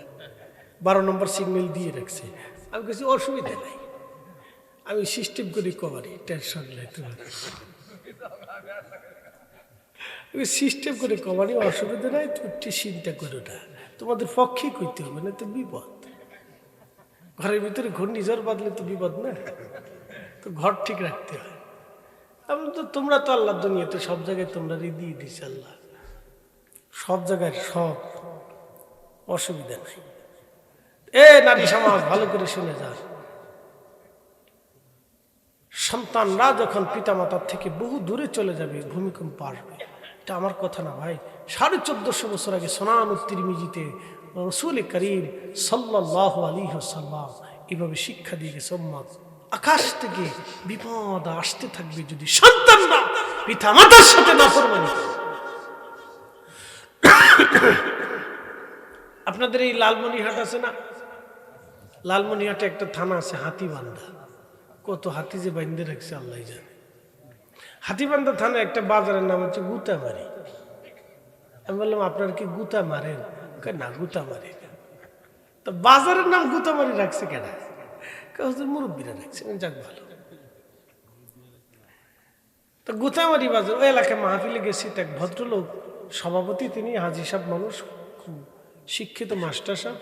তো উনি বলতেছিলেন যে করোনার আগে আমি হজে গেছি, তো আমাদের ফ্লাইটে আমাদের যে গ্রুপ আছে এই গ্রুপে একই ফ্লাইটে আমরা 150 হাজি যাচ্ছিলাম। তো বিমানে উঠছি, বিমানে ওঠার পরে আমরা রওনা দিছি। বিমান ফ্লাই করে জেদ্দা বন্দরে বিমান নামছে। নামার পরে হাজি সাহেব বলতেছে আমাদের সাথে একই গ্রুপে 2 ভাই একসাথে হজ করতে যাচ্ছি। জেদ্দায় বিমান নামার পরে 2 ভাই একসাথে অন্ধ হয়ে গেল। শুনে যাবেন বেডিরা, ভালো করে শুনে যান, মা বোনরা, মন খারাপ করেন না। গজব থেকে যদি বাঁচতে চান, আল্লাহর কসম করে বলি, এটা কোরআন কিতাবের ওয়াজ না, এটা বাংলাদেশে ঘটে যাওয়া এক বাস্তব ওয়াজ শোনাচ্ছি। 2 ভাই একসাথে অন্ধ হয়ে গেল। তো মুআল্লিম যিনি ছিলেন তিনি চিন্তা করলেন আমি তো হাজি আনছি, হস্ত করাইতে হবে। তো ডাক্তার দেখাইলেন, চোখের ডাক্তার বলল চোখে কোনো রোগ নেই, কথা সত্য, কিন্তু তারা চোখে দেখে না, এটাও সত্য। তো মুআল্লিম গাইড নির্বাচন করে দিলেন যে এদেরকে হজ করাইতে হবে। যাক, যে কোনো কারণে চোখ অন্ধ হয়েছে, হজ তো আর মিস করানো যাবে না, তো হজ করার জন্য গাইড নির্বাচন করে দিয়েছে, হজ চলতেছে। 2 অন্ধ হাজি, 1 ভাই, 2 ভাই একসাথে কাবা শরীফে খোদার ঘরের কাছে নিয়ে যাওয়া হলো। আল্লাহর ঘর ধরে 2 হাজি 2 ভাই দোয়া করে, কিন্তু চোখ ভালো হলো না। মাকামে ইব্রাহিমে নামাজ পড়ে দোয়া করলো, কিন্তু চোখ ভালো হলো না। সাফা মারওয়াতে যাইয়া সাই করার পরে দোয়া করলো, কিন্তু চোখ ভালো হলো না। হাজি কাবা ঘর ধরে ধরে কান্না করলো, চোখ ভালো হলো না। সিরাজগঞ্জবাসী ভালো করে শুনে যাবেন, 2 ভাই একসাথে দোয়া করলো, কিন্তু চোখ ভালো হলো না। 2 অন্ধ, হজের আনুষ্ঠানিকতা শুরু হয়ে গেল। হাজিদেরকে মিনাতে নিয়ে যাওয়া হলো। মিনায় বসে বসে হাজিরা দোয়া করলো, চোখ ভালো হলো না। মিনার থেকে আরাফাতে রওনা দিয়ে আরাফায় গেল। যারা হজ করেছেন তারা জানেন, আরাফার ভিতরে এমন কোন তাবু নাই যে তাবুতে আরাফাতের দিনে কান্নার আওয়াজ না আসে। হাজিরা চিৎকার মেরে মেরে মেরে মেরে কান্না করে।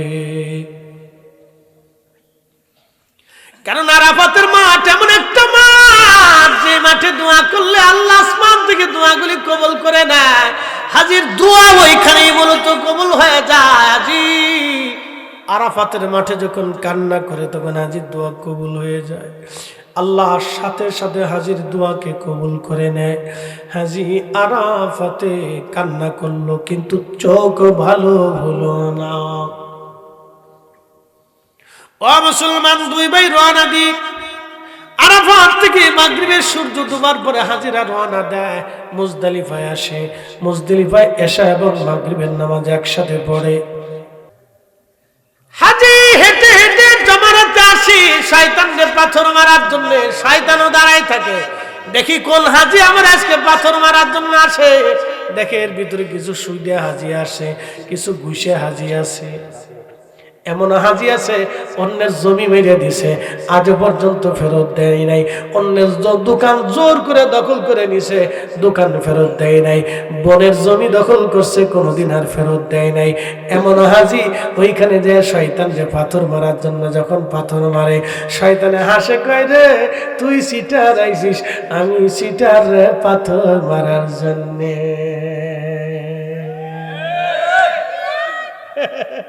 শয়তানে আসে, তুই না সিটার, তুই সিটার, আমি সিটার, পাথর মারার লেগে আইছ।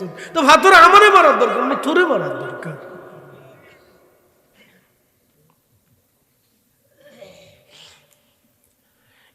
সিরাজগঞ্জবাসী হাজি মিনাতে এসে দোয়া করলো, ফরজ তাওয়াফ করে দোয়া করলো, আল্লাহর ঘর ধরে ধরে বারবার অন্ধ হাজিরা দোয়া করলো, কিন্তু চোখ ভালো হলো না।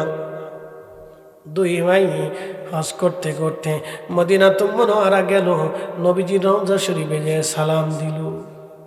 আহারে, আপনি বুঝতে পারতেছেন পৃথিবীর কোথাও যদি আপনার দোয়া কবুল না হয় তাহলে ওইখানে কবুল হয়।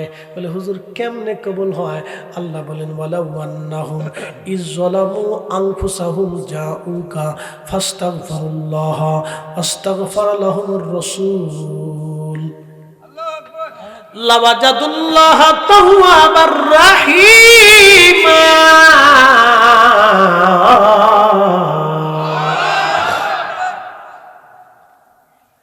রে বান্দা, নিজের নফসের সাথে যদি জুলুম করো, অনেক অপরাধ করে ফেলছো, তোমার তওবা কবুল হয় না, কোথাও তোমার মাফ হয় না, ভয় পাইও না।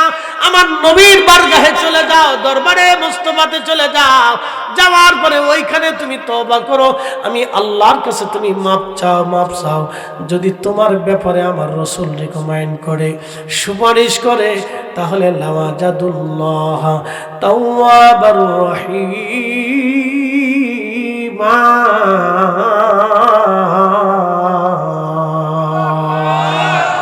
আমি আল্লাহ তোমার তওবা কবুল করে নেব।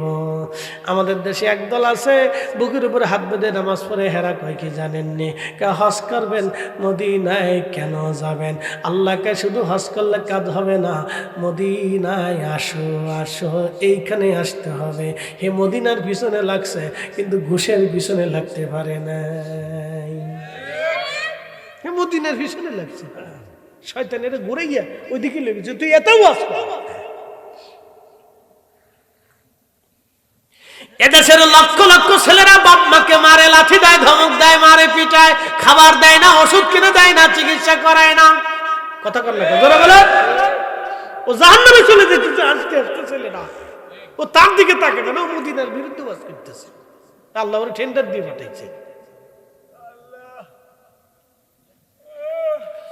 মুসলমান ভালো করে শুনে যাবেন হাজিরিন, আল্লাহ ডাক দেখো, ওইখানে যাও, যাইয়া তুমি তওবা করো, আমি আল্লাহর কাছে মাপ চাও। আমার রাসূল যদি তোমার ব্যাপারে সুপারিশ করে, আমি আল্লাহ তোমার জীবনের গুনাহ মাফ করে দেব। আসতে হয় না, জোরে বলেন আল্লাহু আকবার। বন্ধু খুব মনোযোগ দিবেন। আল্লামা ইমাম তাকিউদ্দিন সুবকি রহমাতুল্লাহ একটা কিতাব লিখছেন শিফাউস সাকাম। ভাইরা বলছেন হুজুর একটু বেলালের ওয়াজ করবেন, আমি আপনাদেরকে একটু শোনাই দিয়ে যাই। আল্লামা ইমাম তাকিউদ্দিন সুবকি আর শিফাউস সাকামের মধ্যে তিনি ঘটনাখানা উল্লেখ করেছেন। আহা, নবীজির ইন্তেকাল হয়ে যাওয়ার পরে বেলাল আজান দেওয়া বন্ধ করে দিলেন। সাহাবীরা বহু অনুরোধ করলেন, বেলাল রে তুমি আজান দাও। বেলাল বলে না, আমার দ্বারা সম্ভব না, কারণ যে আজান দিলে নবী নামাজ আসতো, কি করে সে আজান আমি আজ দিব যে আজানে নবী নামাজ আসবে না? বলুন, এটা তো বিরহ বেদনা। দেখবেন কিছু কিছু সন্তান মারা যাওয়ার পরে ভাইরা, ভাই মরে গেল, 3 দিন পর্যন্ত শোক থাকার পরে ভাইরা ব্যবসা বাণিজ্য, ছেলে পেয়ে বউ বাচ্চা কাচ্চা নিয়ে ঘুরে গেড়ে বেড়ায়। কিন্তু মা সন্তান মারা যাওয়ার পরে ঘরের জানালা খুলে কবরের দিকে তাকায়া মা চোখের পানি ছেড়ে ছেড়ে কান্না করে। দেখবেন মা ছেলেটার জামা ধরে ধরে কান্না করে, মা ছেলের বিছানায় বসে বসে কান্না করে, মা ছেলের পড়ার টেবিলে বসে বসে কান্না করে। সবাই সব ভুলে গেল, মা বলতে পারে না, কারণ মা কলিজার ভিতর থেকে সন্তানকে ভালোবাসে। আশিকে রাসূল হযরত বেলাল কলিজার ভিতর থেকে এমন ভাবে তিনি ভালোবেসেছিলেন, তিনি স্থির থাকতে পারলেন না, ধৈর্য হারা হয়ে গেলেন, পাগল পাড়া হয়ে গেলেন। ভালোবাসার পাগল পাড়া বেলাল ডাক ডাকে, সাহাবীরা রে, অনুরোধ কইরো না, আমি আজান দিতে পারবো না। এইভাবে বহুদিন পার হলো। ইমাম জাইলাই নাসপুর রায়ের মধ্যে তিনি লিখতেছেন, হযরত বেলাল একটা ছোট্ট গাঠুরি বেঁধে হযরত আবু বকরের সামনে দাঁড়াইলো। আবু বকর রে, বিদায় দিয়ে দাও, মদিনাতে আর আমি থাকতে পারবো না। বিরহ বেদনা দুঃখ অনেক আশিকে রাসূল হযরত বেলাল চলে গেল সুদূর সিরিয়ার দামেস্কে। রাতের আধারে ঘুমিয়ে আছে নবীজি স্বপ্নে গেলেন। স্বপ্নে এসে বলতেছে, বেলাল রে, তুমি আমার সাথে কেন জুলুম শুরু করছো রে বেলাল? কেন রে তুমি আমার জিয়ারতে আসো না? আয় বেলাল, আমার জিয়ারতে আয়। বহুদিন হলো তুমি আমার সাক্ষাতে আসো না গো বেলাল, আমার সাথে কেন জুলুম শুরু করছো? ভাইরে, নবী আশিক রে ডেকে ডেকে তার জিয়ারতে নিয়ে যায়। এই জন্য পৃথিবীর বহু ওলি যারা ছিলেন, রওজা শরীফে যাওয়ার সময় পায়ের জুতা খুলে ফেলতেন। ইমাম মালিক জীবনেও কোনোদিন মদিনার হাউদে জুতা পরেন নাই। ইমাম আবু হানিফা রাহমাতুল্লাহ আলাইহি জীবনে কোনোদিন জুতা পরেন নাই। শাহ ওয়ালিউল্লাহ মুহাদ্দিস দেহলভী মক্কা শরীফ থেকে জুতা খুলে খালি পায়ে হেঁটে হেঁটে হেঁটে হেঁটে মদিনায় গেছে। ছাত্ররা ডাক দেখে, হুজুর আপনি মারা যাবেন। শাহ সাহেব জবাব দিল, ছেলেরা রে, যদি মরে যাই যাব, কারণ আমি এমন একজন মহামানবের দরবারে হাজিরা দিচ্ছি, যিনি দুজাহানের সর্দার, তিনি শাফিল মুজনিবিন। আমি ওই দরবারে জুতো পাই দিয়ে যেতে পারবো না, আমার বেয়াদবি হবে, ছেলেরা বারণ করো না। এইভাবে বহু আশিক মদিনাতুল মুনাওয়ারাতে কোনোদিন জুতা পরেন নাই, খালি পায়ে তারা কাটিয়ে দিয়েছে। এটা দরবারে মোস্তফার আদব। আল্লাহর নবী ডাক দিলেন, বেলাল আসো, আমার জিয়ারতে আয়। বেলাল রে, কতদিন হলো তুমি আমার জিয়ারতে আসো না?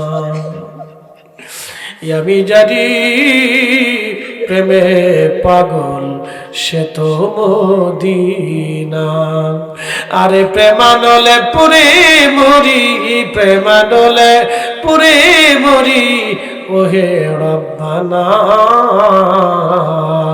আমি জানি প্রেমে পাগল সে তো মদিনা। বুঝতে পারতেছেন নবীজি ডাক দিছে, বেলাল স্বপ্ন দেখার পরে আশিকে রাসূল পাগল পারা হয়ে সুদূর সিরিয়া থেকে রওনা দি, একাধারে রওনা দি, হেঁটে হেঁটে হেঁটে হেঁটে সাওয়ারিতে চড়ে চড়ে শত শত মাইল পার হয়ে মদিনাতুল মুনাওয়ারায় আসলেন। যখন তিনি মদিনা শরীফে ঢুকলেন, তখন ছিল তাহাজ্জুদের সময়। রওজা শরীফ কাঠের জালি দিয়ে ঘিরে রাখা ছিল। ইমাম তাকিউদ্দিন সুবকি আশ-শিফাউস সাকামের মধ্যে তিনি লিখতেছেন, রওজা শরীফের পাশে হযরতে বেলাল জালি মুবারকের সঙ্গে মাথাখানা ঠেকাইয়া গুনগুন করে কাঁদে। নবী গো, গোলামকে আসতে বলেছিলেন, গোলাম আপনার কদম মুবারকে আসছে। ইয়া রাসূলুল্লাহ,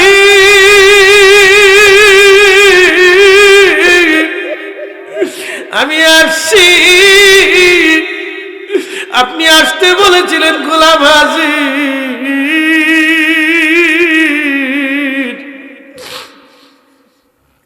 রওজা শরীফে বসে বসে নবীর আশিক বেলাল কান্না করতেছিল। আহা, সেই দিনের এই কান্না দেখে নতুন মুয়াজ্জিন ডাক দিছে, সাহাবীরা রে শুনছো, নবীর মুয়াজ্জিন বেলাল আসছে।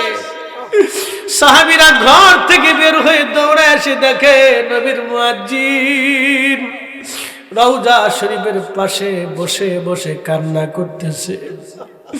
এই দৃশ্য দেখে সাহাবীরা কান্না করে, সাহাবীরা ডাক ডেকে নবীর মুয়াজ্জিন, প্রিয় নবী চলে যাওয়ার পরে তুমি আর একটা বারো আযান দাও নাই।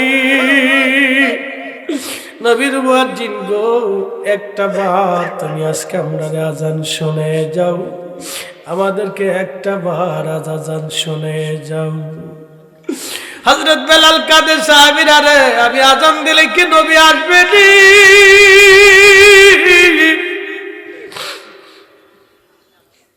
সাহাবীরা ডাক দেখে, আমাদের কথায় বেলাল আযান দিবে না, যাও দেখো হাসান আর হুসাইন রাদিয়াল্লাহু আনহুমা আসেনি, এরা আওলাদে রাসূল, নবীর কলিজার টুকরো, এরা বললে বেলাল আযান দেবে, কারণ তাদের কথাও নবী কখনো ফেলে দেন নাই, তাদের আবদারও নবী রাখতেন, আশা করা যায় বেলালও তাদের আবদার রাখবে। 7 নম্বর গেট বরাবর যদি কোনোদিন মদিনাতে যান, আমি বলে দিয়ে গেলাম 7 নম্বর গেট বরাবর আগায় গেলে একটা মসজিদ পাবেন, মসজিদের নাম মসজিদ আলী। এটা মসজিদ ছিল না, এটা ছিল ফাতেমা রাদিয়াল্লাহু আনহার বাড়ি। এইখানে হাসান হুসেনকে নিয়ে ফাতেমা থাকতেন। সাহাবীরা দৌড়ায় গেলেন, ইমাম হাসান হুসাইনকে নিয়ে আসলেন। দেখতে নবীজির মতো দেখা যায়, তো ছোট্ট 2 ভাই দাঁড়ায় আছে। চেহারাটা রাসূল কারীমের চেহারার মতো সুন্দর। রওজা শরীফ থেকে বেলাল দেখতেছে হাসান হুসাইন দাঁড়ানো, রওজা শরীফ থেকে উঠে দৌড়াইয়া ইমাম হাসান আর হুসাইনকে বুকের মধ্যে জড়িয়ে ধরে বেলাল কান্না করতেছিলেন গুনগুন করে। হযরত ইমাম হাসান ডাক দিয়ে বলল, নানার মুয়াজ্জিন, কতদিন হলো তুমি আমাদেরকে আযান শোনাও না? ও নানার মুয়াজ্জিন, যাও গো, আজকে আমাদেরকে আযান শোনাইয়া যাও। এই আবদার করার পরে হযরত বেলাল আর স্থির থাকতে পারেন নাই। যাদের আবদার আবেদন নবীজি কোনোদিন ফেরাইয়া দেন নাই, তাদের আবেদন আজকে কি করে বেলাল ফেরাবে? দৌড়াইয়া চলে গেলেন সেই সাহাবী রাসূলের ছাদের উপরে। বনু নাজ্জার গোত্রের এক মহিলার ছাদ ছিল, ছাদের উপরে বেলাল দাঁড়ায় গেলেন। আল্লাহু আকবার, আল্লাহু আকবার, আল্লাহু আকবার, আল্লাহু আকবার বলে যখন নজরতে বেলাল টান দিলেন, মদিনার উহুদে জাবাল আইরে পাহাড়ে আজানের শব্দগুলি যে আঘাত করলো, বেলালের আজানের আওয়াজের শব্দ শুনে মদিনার রন্দে রন্দে আজানের আওয়াজ ছড়িয়ে গেল। মদিনাবাসীকে ব্যাপার কি? এতদিন পরে নবীর মুয়াজ্জিন আজান দিচ্ছে রে। সাহাবীরা ঘর থেকে বের হয়ে দৌড় মারছে। ইমাম তাকিউদ্দিন সুবকি আশিবাস সাকাবের মধ্যে তিনি লিখতেছে, সাহাবীরা ঘর থেকে বের হয়ে দৌড় মারছে, এমনকি মহিলা সাহাবীরাও বের হয়ে দৌড় মারছে, ছোট ছোট বাচ্চারাও দৌড়াচ্ছে, চোখে পানি, মনে আশা। ইমাম সুবকি লিখতেছেন, সবার জবান থেকে বের হয়ে আসলো, রাসূল বুঝি আজ ফিরে আসছে রে, নবী বুঝি আজ ফিরে আসছে রে, রাসূল বুঝি ফিরে আসছে রে। নবীর মুয়াজ্জিন আজ আযান দিতেছে, নবীর মুয়াজ্জিন আজ আযান দিতেছে। ইমাম সুবকি লিখতেছে, মদিনাতে কান্নার এমন রোল পড়ে গেল, প্রত্যেকটা সাহাবী চিৎকার মেরে মেরে কান্না করতেছে, বেলাল আজ ফিরে আসছে রে, রাসূলের মুয়াজ্জিন আজ আযান দিচ্ছে রে। আশহাদু আল্লা ইলাহা ইল্লাল্লাহ। আযানের আওয়াজ মদিনার রন্দে রন্দে ছড়ায় গেল।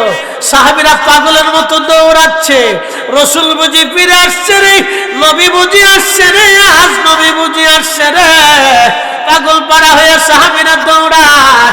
ঠিক হযরত বেলাল যখন আযান দিলেন, আশহাদু আন্না মুহাম্মাদার রাসূলুল্লাহ,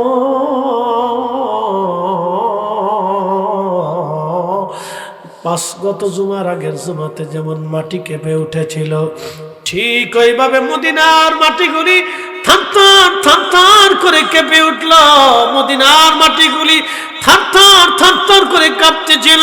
পৃথিবীতে একজনের আজানে পৃথিবীর মাটি পর্যন্ত স্থির থাকতে পারে নাই। ইশকে রাসূলের বিরহ বেদনায়, একজনের বিরহ বেদনার আওয়াজে মাটি পর্যন্ত পাগল পড়া হয়ে গিয়েছিল। তিনি বেলাল আশিকে রাসূল, মুয়াজ্জিনে রাসূল বেলালের আজানে সেদিন মাটি পর্যন্ত থরথর থরথর করে কেঁপেছিল। নবীর মুয়াজ্জিন বেলাল অজ্ঞান হয়ে পড়ে গেলেন। সারা মদিনার মানুষ কান্নার আওয়াজ বেড়ে গেল। হাজার হাজার সাহাবীরা চিৎকার মেরে মেরে মেরে মেরে কান্না করতেছিল। আহা, নবীজি আমরারে এতিম বানাইছে। হযরত বেলাল অজ্ঞান হয়ে পড়ে গেলেন, আর আজান দিতে পারেন নাই। বেলালের মতো আশিক যদি আমরা হইতাম, এ দুনিয়ায় নবীর দেখা পাইতাম, এ দুনিয়ায় নবীর দেখা পাইতাম। নবীর মুয়াজ্জিন অজ্ঞান হুঁশ ফিরে আসার পরে হযরত বেলাল রওজা শরীফের পাশে দাঁড়িয়ে গেলেন। হুজুর, আমি আজ আসছিলাম, আজান দিয়েছি, নবীজি আপনি আসেন নাই। ইয়া রাসূলুল্লাহ, গোলামকে আসতে বলেছিলেন, গোলাম আপনার কদম মোবারকে আসছে। হুজুর, বিদায় নিয়ে চলে যাচ্ছি, দুনিয়াতে আর হয়তো জিয়ারত হবে না। ইয়া রাসূলুল্লাহ, গোলামকে বিদায় দিয়ে দেন। এই বিরহ বেদনা বেলালের সহ্য হবে না গো নবীজি। বিরহ বেদনা বড় কঠিন, বিরহ বেদনা বড় কঠিন, বিচ্ছেদের বেদনা বড় কঠিন, মাশুকের বিচ্ছেদের বেদনা বড় কঠিন, মাশুকের বিচ্ছেদের বেদনা বড় কঠিন।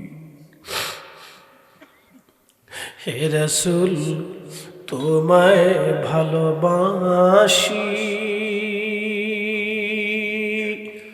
অন্তরে শুধু মুখে নয়, জান্নাতের আশায় নয় হে রাসূল, জাহান্নাম কেউ ডরি না। তোমায় পাওয়ার আশায় মন ছুটে যাই মদিনায়, তোমায় পাওয়ার আশায় মন ছুটে যাই মদিনায়। এ আশিক দিদার দাও না,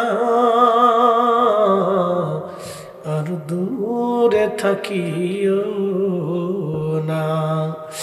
এ আশিক দিদার দাও না, আর দূরে থাকিও না। হে রাসূল, তোমায় ভালোবাসি, অন্তরে শুধু মুখে নয়, জান্নাতের আশায় নয় হে রাসূল, জাহান্নাম কেউ ডরি না।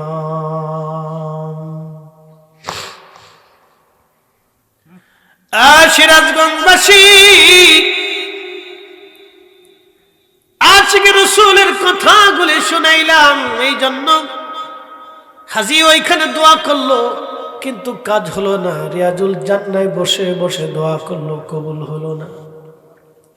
মদিনা থেকে ফ্লাইট রওনা হয়ে গেল ঢাকার উদ্দেশ্যে। হাজী সাহেব বলতেছে, আমরাও রওনা দিলাম মদিনার থেকে, একই ফ্লাইটে উঠলাম।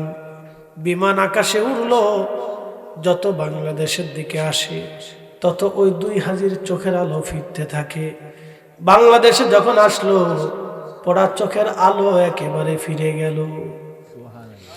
আমরা হাজিদেরকে বললাম, হাজিরা আমরাও হারামে গেলাম, তোমরাও হারামে গেলা, দুই ভাই একসাথে অন্ধ হয়ে গেলা, চোখে দেখলা না, আল্লাহর ঘর দেখলা না, আল্লাহর ঘর দেখলা না, নবীর বারগা দেখলা না, নিশ্চয় তোমরা কোনো জটিল বড় অপরাধ করছো।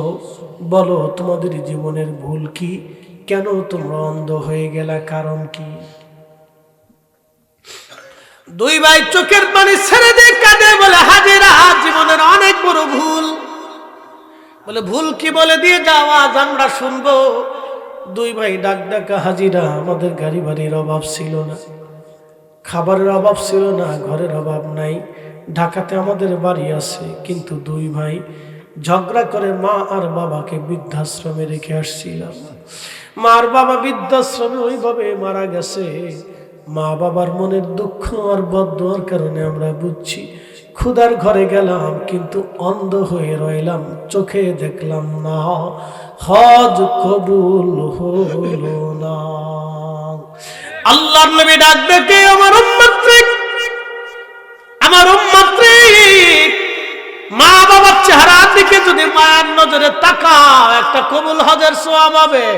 সাহাবী ডাক দে বলে, হুজুর 100 বার যদি তাকায়, নবীজি বলেন 100টা কবুল হজের সওয়াব হবে। চিৎকার মেরে জোরে বলেন আল্লাহু আকবার। হাজরে আসাদে হাজিরা সুমা দেওয়ার জন্য পাগল হয়ে যায়, হাজরে আসাদে হাজিরা সুমা দেওয়ার জন্য পাগল হয়, সুমা দিবে। খুব যুদ্ধ হয় পৃথিবীতে, প্রতিনিয়ত ধাক্কা ধাক্কি যেখানে হয় নামাজ ব্যতীত, সেটা হচ্ছে হাজরে আসওয়াদ। সুমা দিতে যে হাজিরা যুদ্ধ করে, যত শক্তি আছে ব্যয় করে, দূর থেকে সুমা ইশারা দিলেও হয়ে যায়, অসুবিধা নাই। কিন্তু হাজি এখানে যুদ্ধ করে, খুব চেষ্টা করে। এক হাজি এসে হুজুর দিছি, কি দিছেন? সুমা দিছি। দেখ ভালো, কোন জায়গায় দিছেন? হাজরা আসওয়াদে দিছি হুজুর, অনেক কষ্ট হয়েছে, মরে যেতে লাগছিলাম সাপের ধাক্কায়, ভাবছিলাম আজকে শেষ। যাক দিছেন নি? কহা হুজুর অনেক কষ্টে সুমাটা দিছি। যাক ভালো করছে। হাজিকে জিজ্ঞেস করেন, হাজি মার পায়ে জীবনে সুমা দিছেন নি? হাজি নেই। এখন আপনাদেরকে যদি জিজ্ঞেস করি, এখানে এমন কোন সন্তান আছেন যেই সন্তানের পায়ে মা সুমা দেয়নি কোনোদিন? দেখাইতে পারবেন? ছোট্ট কচি পাটা ধরে তেলটা মালিশ করে মা কতবার চুমা লাগাইছে তার হিসাব নেই। জীবনে তো কোনোদিন মার পায়ে চুমা দেন না। শিরিকের মশলা নিয়েছেন সাতার গোষ্ঠী গেলাই,